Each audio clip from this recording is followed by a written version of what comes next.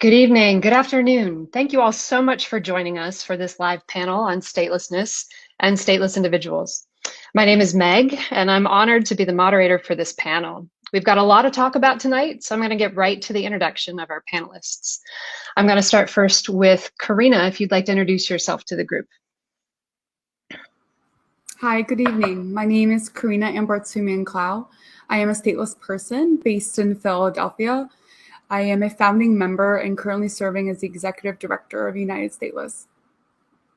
Wonderful. Thank you so much, Karina. I'm going to move now to Joanne. Joanne, would you like to introduce yourself, please? Sure. Hi, my name is Joanne Kelsey. I'm an associate protection officer at the UN Refugee Agency, also known as UNHCR, and I focus on statelessness in my work with UNHCR. Wonderful. And Hannah, please say hello to the group. Hi, my name is Hannah Kim. I'm an artist, designer, and a social justice advocate. My work focuses on the intersection of design and policy, and I'm a United Stateless ally. I co-authored Shapeless Shapes, which is a graphic narrative that tells a story of statelessness in a way that a child can understand. Honored to be here. Wonderful. It's great to have you all. I do want to make a note for the group. We were supposed to have one additional panelist. He may or may not be able to join us. He's been having some connectivity issues. But if you see another gentleman join us at some point in time, that would be our fourth panelist. So to get right to it, I want to just start off by asking very directly for anyone who may not know or understand the definition of statelessness. Joanne, can you walk us through the official definition of statelessness, please? Sure, Meg. So it's a little bit wonky, but the international legal definition of a stateless person is a person who is not considered as a national by any state under the operation of its law. So it's a little bit wonky, but it basically means that a person lives in a country that doesn't necessarily provide protection. So the person may not have a right to education, to employment, or even health care. And it's important to note when you're thinking about statelessness that the right to nationality is actually a human right. So in other words, if you are stateless, it means that you are actively suffering a human rights violation. I hope that is helpful. Indeed it is. If I understood you correctly, we could say that stateless individuals are essentially citizens of nowhere. Would that be a correct way, an easy way of describing the situation? Yeah, it's a really great way to describe it. Could you tell us a little bit about how many people across the world or in the United States might be classified or considered stateless? Yeah, sure. So UNHCR has tried to collect the data on the number of stateless people in the world, and they have been able to count 4.2 million people, but it's considered and probably estimated to actually be closer to over 10 million people. It's really tough to count the number of stateless people. So a better estimate is 10 million people. In the United States, it is also difficult to count how many people are stateless because there's no way for the government to determine who is and who isn't. We don't have that mechanism. But civil society and other people who have done reporting on this believe there are about 200,000 people living in the US who are either stateless or at risk of becoming stateless. That's certainly a significant number. I mean, as a US born citizen myself, it's something that I don't have to think about. I have the luxury and the privilege of having citizenship by birth. And for sure, there's so many of us that take this for granted. I'd love it if you could talk a little bit about the idea of birthright citizenship and how that's intersected with the idea of statelessness. So you're right, exactly right, Meg. In the US, we're born here, and if you're born here, you have the automatic citizenship. In other countries, they don't, not every other country does it that way. And I don't think we think about that as American citizens, right? But in some countries, you have to prove that you meet the different standards that the country's looking for in order to become a citizen. And some countries discriminate against certain minorities, certain religions, women, and that can make it really difficult to register, to meet the definitions. Other times you will find that that a state might disappear and people can't meet the new requirements for the state. In the United States, the stateless people that you'll meet have quite a wide variety of circumstances and countries of birth, and you'll hear a little bit more about that when Karina and maybe Ahmed join us or speak. Thanks. Yeah, it seems to be a great segue actually into Karina. Karina, I would love it if you could tell the audience a little bit about your story and your journey and how you got to your current understanding of your status. Thank you, Meg. I was born of Armenian Ukrainian ethnicity in a country that no longer exists, and the country that replaced it does not recognize me as their citizen. At 8 years old, I came to the US seeking asylum, and at 13 years old, I was denied asylum, and at that point exhausted all options for potential relief. And for the past 20 years, I've been on final removal proceedings to self-deport with no country designation. And I'm also married to a US citizen, but I'm unable to adjust my status because I'm stateless. I mean, what a journey, especially to have to take as a child. You know, most children don't have to think about these sort of things. Most adults don't have to think about these sort of things. Can you talk to me a little bit about the roadblocks you've experienced and how it's impacted your life? Yeah, well, because there is no stateless legal framework to protect stateless people like me in the US, some of us have exhausted like all options within immigration protection and are unable to adjust here in the US, but also unable to leave and adjust elsewhere. Many of us are completely undocumented, while others while others are either under ICE supervision, in detention, or are DACA recipients. But all of us are completely undocumented to the world. We do not have a link to a country, and we are at high risk of repeated and prolonged detention. The fact that there are people in this world who do not have a recognized legal link to a country is absurd. And that's really hard for people to wrap their heads around it. I mean, personally, it took me a long time to realize what exactly is my immigration problem. And this human rights violation remains to be so largely unknown, underreported, and largely misunderstood. And even among our natural allies, and especially the legal community. As somebody who isn't impacted by this and listening to your story, I'm really struck by the idea and the concept that you really have no choice in this matter. This wasn't really up to you to become this way and land in this space. Can you talk a little bit about choice relative to statelessness? Yeah, you're right. Stateless people do not have a choice in this matter. And, you know, for, like I mentioned, for so long, you know, we had this problem that lawyers couldn't figure out, that, you know, getting direct services we couldn't figure out.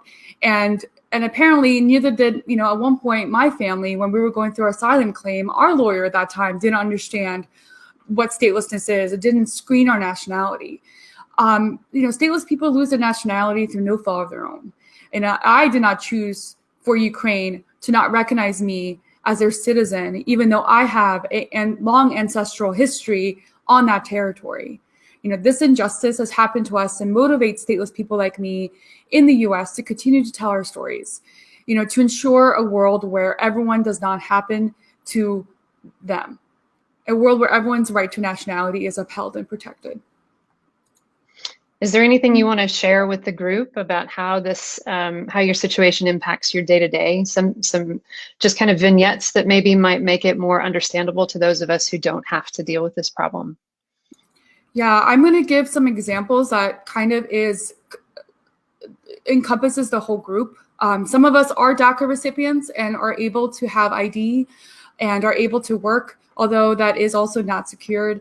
A lot of us are completely undocumented. And what that means is anytime throughout your day, think of when you have to when you're asked for your ID, when you need to have self-identification, when you cannot work, when you cannot go to school, when you don't have an embassy to go to, when you've been separated from your family up to 40 years, you know, you're unable to access healthcare, you find yourself homeless, and you don't have self-identification to even go into a shelter.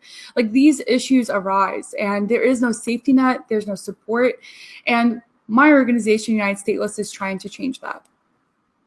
It seems like there is absolutely an immediate need and solution for statelessness, not only across the world, but very urgently in the United States.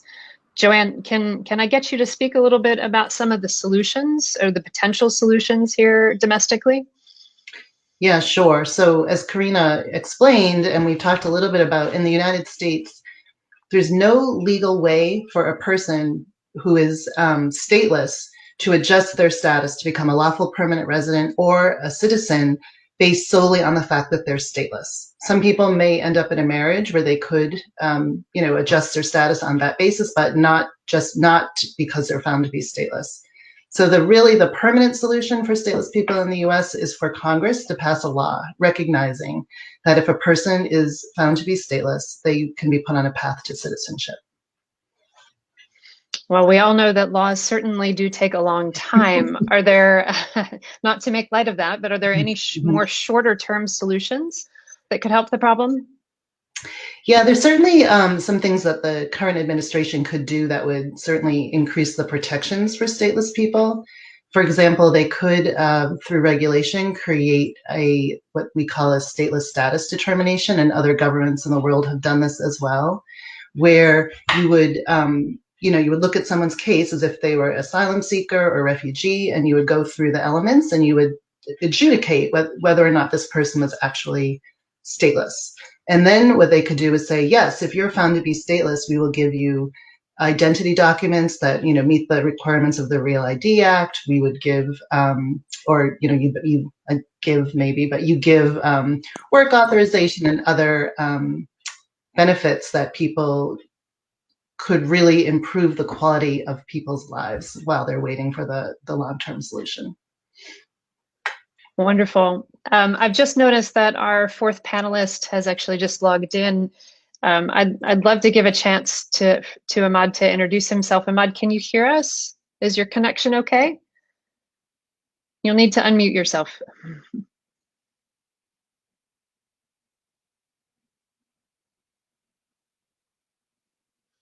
Okay, we may need to come back to Ahmed.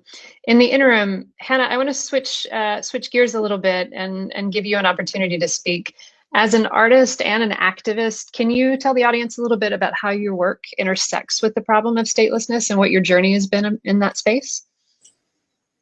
Yeah, totally. I learned about statelessness just a couple of years ago, and I was shocked to find out that there were people who do not belong in any country and how utterly painful and absurd their predicaments are. But I was even more surprised to realize how I had never heard about this global human rights issue my whole life, and how practically none of my friends knew. And I'm sure that some of the people listening in would be feeling the same way. So yes, it's true that statelessness is a complex legal issue.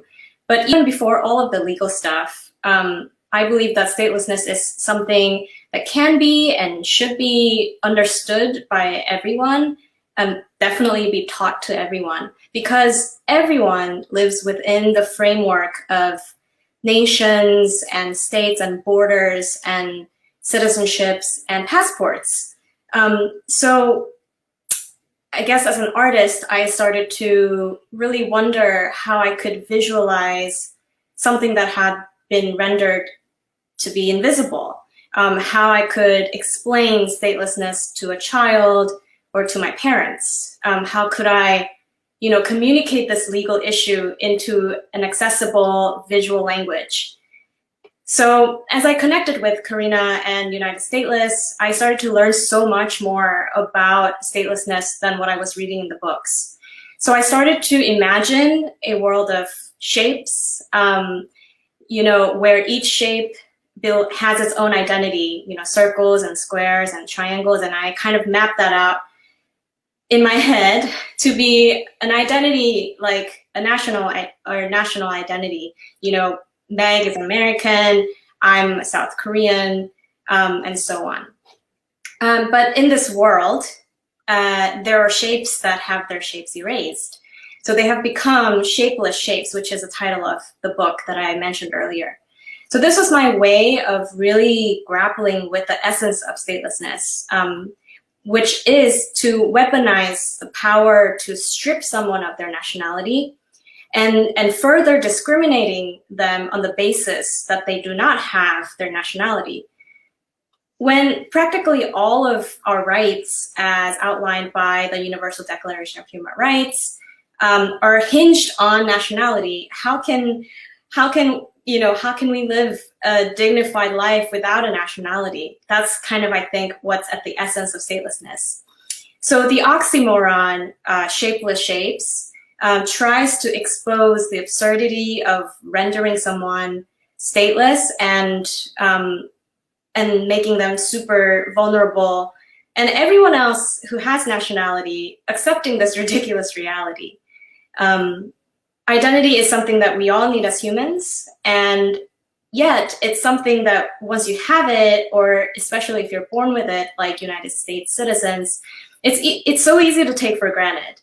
So Shapeless Shapes really tries to get at the heart of the issue so that everyone can really understand this unjust reality and become mobilized to really change it. So at this time, I would like us to watch an intro video of Shapeless Shapes, which is a book published with the Institute on Statelessness and Inclusion. So Andres, if you could play the video, that'd be awesome. The world was full of shapes. Shapes belonged with their own kind, the same kind and the different kind. But they did not live happily ever after. Some shapes were deemed to be shapeless shapes. They were forced to live in the shadows, in fear. But a few of them refused to stay silent. They organized themselves. Some shapes joined them too. Their movement grew. Together they fought for their rights. Would they be successful? Shapeless Shapes is a book about identity, belonging, history, freedom, discrimination, injustice, activism, and statelessness. Shapeless Shapes is a call to action to shape our future. Come join us. Let's build our movement together.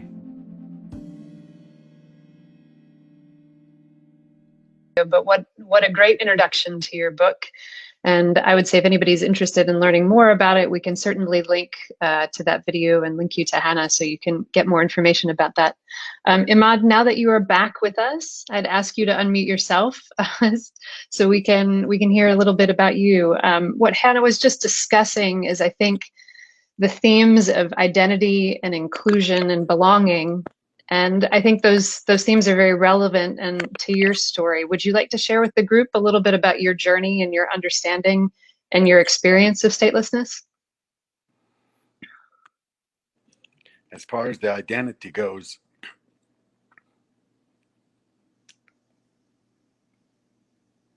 I lost it a long time ago. Oftentimes people ask me, what's your descent? I have to tell them a whole story. I was born in this country, was raised in the other country, came here, and yet no state, no.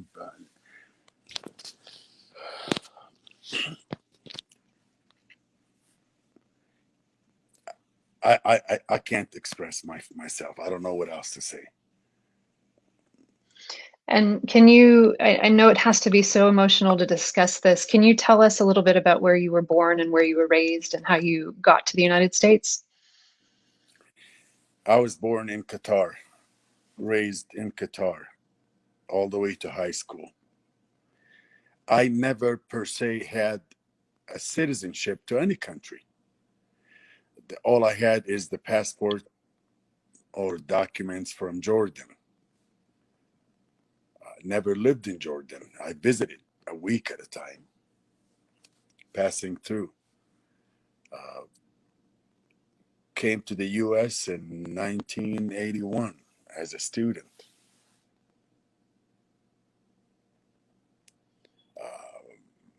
My family was big on education. My dad was a teacher. My mom was junior high principal for about 30 years, 35 years. All they wanted is to send their kids to get education, and that didn't work. Again, I still don't know what's the core of the whole.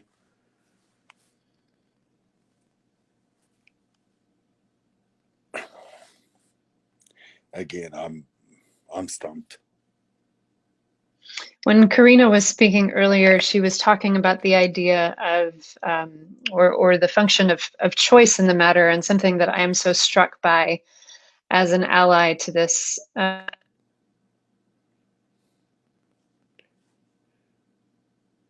Don't have the choice. You didn't ask for this to be your reality. Can you tell us just a little bit about how your day-to-day is impacted by your status?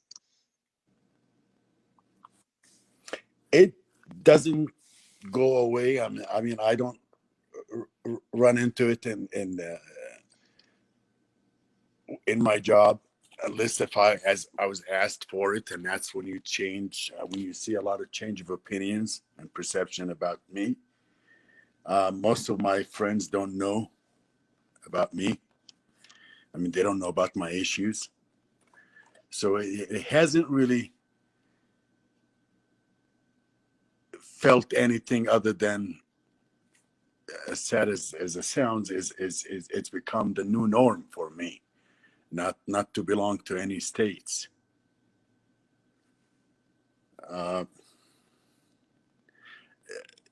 Can't travel. That's the biggest issue that I have. I can't go see my family, whatever is left from them. Those are the direct effect. Over the years, it changed my character. I don't think of the activist and the human rights activist are doing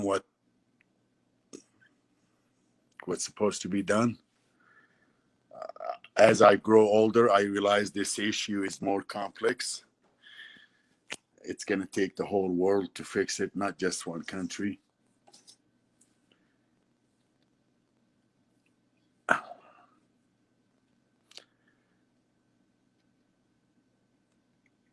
I appreciate that this must be difficult to talk about, and I just wanted to thank you for your transparency and your vulnerability in doing so, Ahmed. I'm going to use this opportunity to just move to Karina quickly, as we're coming close on time. I think it's important to ask the question, how can we in the US help lift up and offer community to stateless people and help begin to try and support to solve the problem? Thank you. And thank you, Ahmed, for sharing your story. Join our movement is the most simpler answer. And as Joanne mentioned earlier, we want to urge the short-term solution. We want to urge the administration to adopt some policies, to relieve some of our hardships. And the long term is to urge Congress to pass the Stateless Protection Act, which we wrote with our allies, that would address statelessness in the U.S. as a humanitarian relief, and it would prevent statelessness from occurring in the U.S., and it would also strengthen the U.S. leadership in the global fight against statelessness. We can only do this together, and we ask that you include statelessness into broader immigration agendas, educate your staff communities about statelessness, refer to resources on our website if you need more information. If you're a lawyer, screen for nationality with questions like, do you have a birth certificate? Do you have a travel document? If you're an academic, especially in law, include statelessness in your syllabus.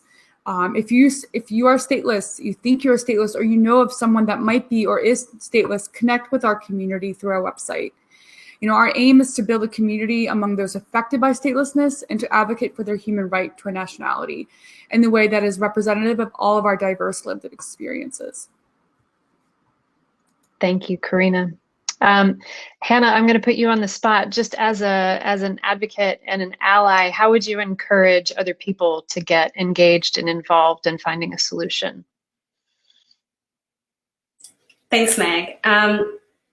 When I first learned about statelessness, I was completely overwhelmed. I felt helpless, as some of you might be right now, because I didn't have a background in law or international studies. But as I started working with United Stateless, and as Iman and Karina and everyone here has mentioned, I realized that sometimes even immigration lawyers have no idea what statelessness is.